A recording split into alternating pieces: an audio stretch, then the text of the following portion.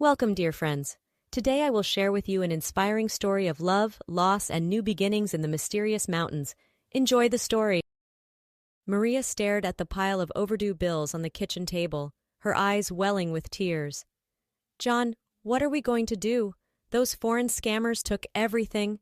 Her husband John rubbed his temples. I'll have to take that high-paying mining job in West Virginia. It's dangerous work, but it's our only chance to start over. No, it's too risky. I don't want to lose you, Maria pleaded, grabbing his hands. John kissed her forehead. We don't have a choice. I promise I'll be careful. This is only temporary. Soon we'll have the money to get back on our feet and start a family, like we always dreamed. 1 month later, Maria's world shattered. 2 somber men in suits appeared at her door. Mrs. Hanson, we regret to inform you that your husband John died in a collapse at the mine. No, this can't be happening, Maria wailed as her knees buckled. The men caught her as everything went black. 2 weeks later, Maria emerged from the hospital, a hollow shell of her former vibrant self. She had missed John's funeral, confined to bed, heavily sedated to numb the overwhelming anguish that threatened to swallow her whole. Now returning to their modest apartment, everywhere she looked, painful memories of John assaulted her senses. His favorite coffee mug, the ratty old sweatshirt he refused to throw away, a stack of crossword puzzles in his messy scrawl. She couldn't bear it. In a frenzied purge, Maria packed only the bare essentials and fled, leaving behind the harrowing remnants of her shattered life. She drove for hours, no real destination in mind, just an all-consuming need to escape. As dusk fell, she found herself navigating the narrow, winding roads of a remote forested area. An errant for sale sign caught her eye. On impulse, she swerved to a stop and dialed the number. Within hours, sight unseen, Maria had purchased the dilapidated cottage, using up nearly all the money from selling the apartment. Pulling into the rutted driveway, she stared up at the sagging roof and peeling paint. "What have I done?" she whispered, but she had no energy left to care. Shouldering her duffel bag, she headed inside to her new Spartan existence. The incessant banging on the door jolted Maria awake. Disoriented, she sat up on the ancient, musty couch that had been her bed for the past sleepless week. The knocking continued. She shuffled to the door and cracked it open. "Well, hello there. You must be the new owner. I'm Claudia. I live just down the way. Thought I'd come welcome you to the neighborhood." The elderly woman, cheeks ruddy and eyes sparkling, proffered a basket overflowing with muffins. "I hope you like blueberry. Picked 'em fresh this morning." "Oh, thank you, that's very kind," Maria replied, unaccustomed to such friendliness from a stranger. She accepted the basket and stepped back to let Claudia inside. Claudia surveyed the barren interior, taking in the pervasive grime and cobwebs. My, this place could use a woman's touch. What do you say? Shall I round up the girls and we tackle this together? Many hands make light work." Maria found herself agreeing, Claudia's enthusiasm infectious. That afternoon, Maria and Claudia, along with Claudia's spry octogenarian friends Ethel, Rose, and Beatrice, set to work scouring every surface until the neglected cottage began to resemble a home. As they worked, the women regaled Maria with colorful tales of the village's past. "Did you know, back in the 30s, a pair of bandits hid out in my very attic for near a month? My mama, rest her soul, she outsmarted 'em good though. Spiked their hooch with a sleeping draught and had the sheriff haul 'em away." Claudia cackled with glee. "And don't forget the spring," Ethel interjected. "Used to be folks would come from far and wide, seeking the healing waters, especially the women. Some said it had a magic to it, helped 'em conceive when all else failed." Maria listened, rapt, a fledgling spark of hope taking root in her wounded heart. Perhaps there was a chance for healing, for new beginnings, even for her. Weeks passed, and with the support of her new friends, Maria slowly emerged from the crushing fog of grief.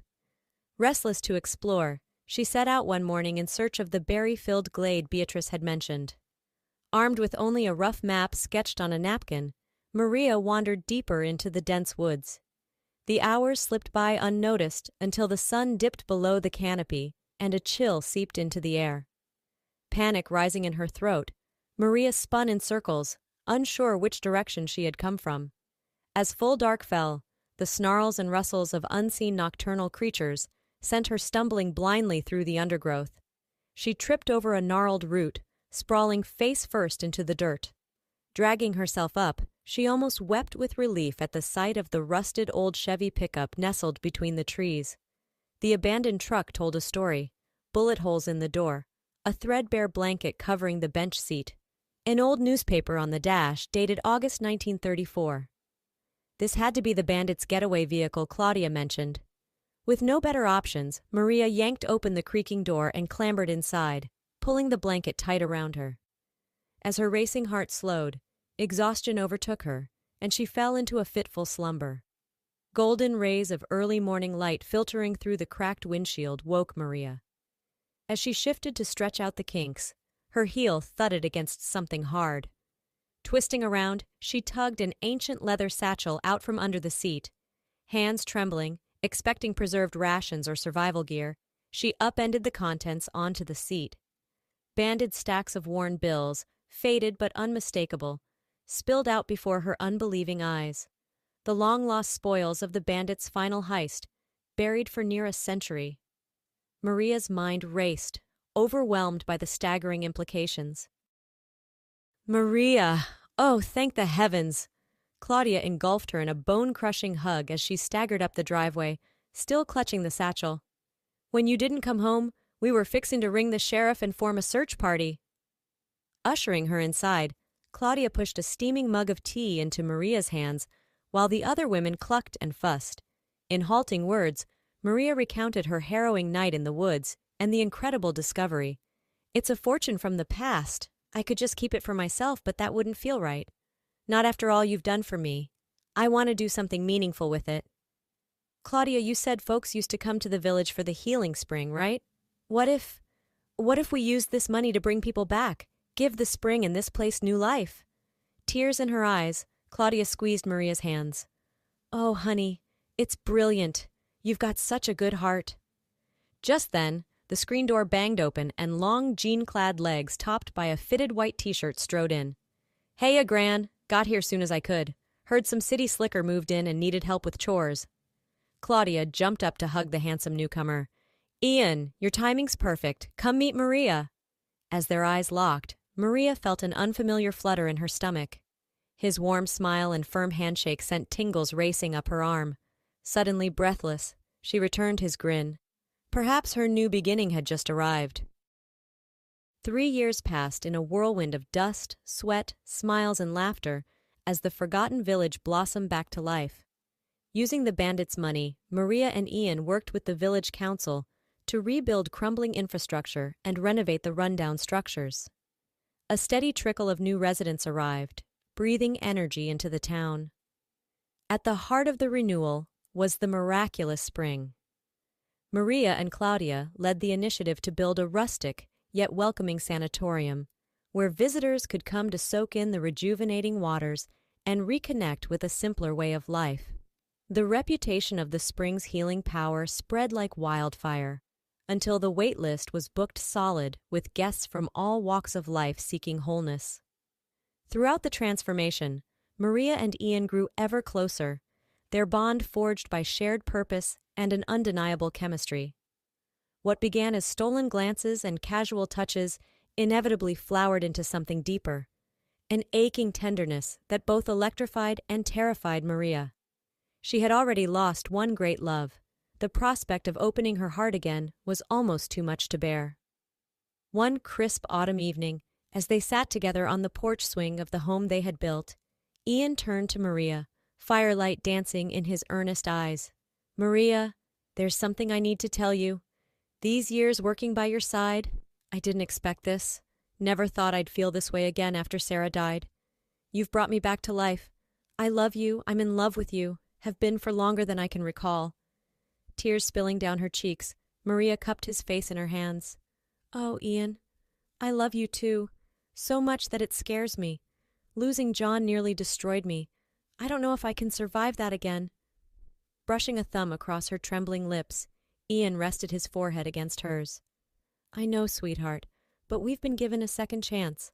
I want to spend whatever time I have on this earth loving you, if you'll let me. Maria surged forward, capturing his lips with her own. pouring all her love, her hopes, her healing into the kiss. She breathed against his skin.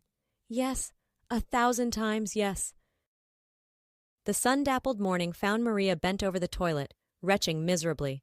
Startled by a gentle tap at the open bathroom door, she turned bleary eyes to meet Ian's concerned gaze. Hey, love, you all right there? You've been under the weather all week. Wiping her mouth, Maria accepted his outstretched hand and rose shakily.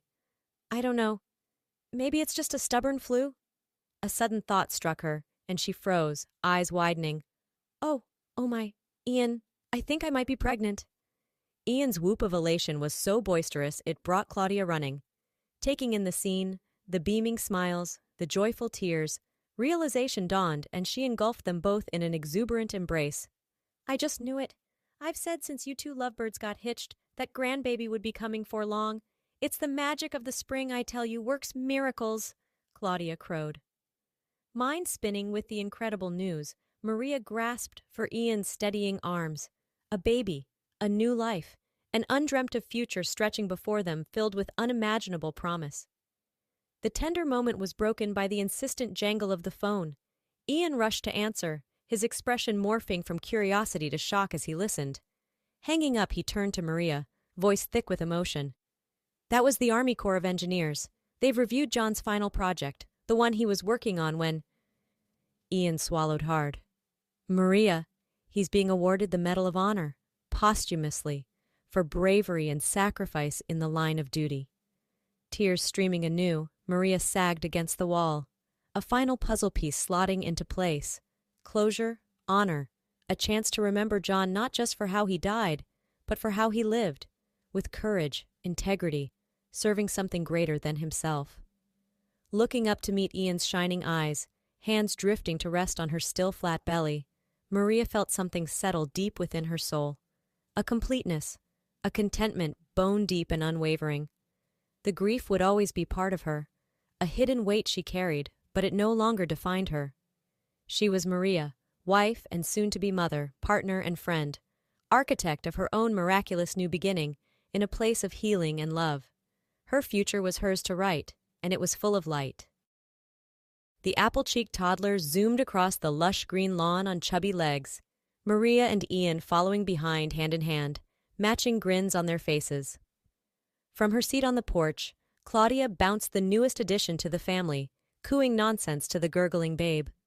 A touch over her heart, where she wore John's medal every day, and Maria sent up a silent prayer of gratitude. For second chances and new beginnings, for the love of friends and family, for the healing power of time and grace. The lost and broken woman she had been, that distant June day not so long ago, was but a memory, one Maria would carry always, but that no longer held dominion over her soul. She had risen from tragedy's ashes, forged a new path, created a life so beautiful and full it could take her breath away. And as she linked arms with Ian, tickling shrieks of their firstborn floating on the warm summer breeze, Maria knew with unshakable certainty that if John were here, he would be smiling too. Because against all odds, in the most unexpected of ways, she had found her miraculous spring, her new beginning, and she would cherish it, always.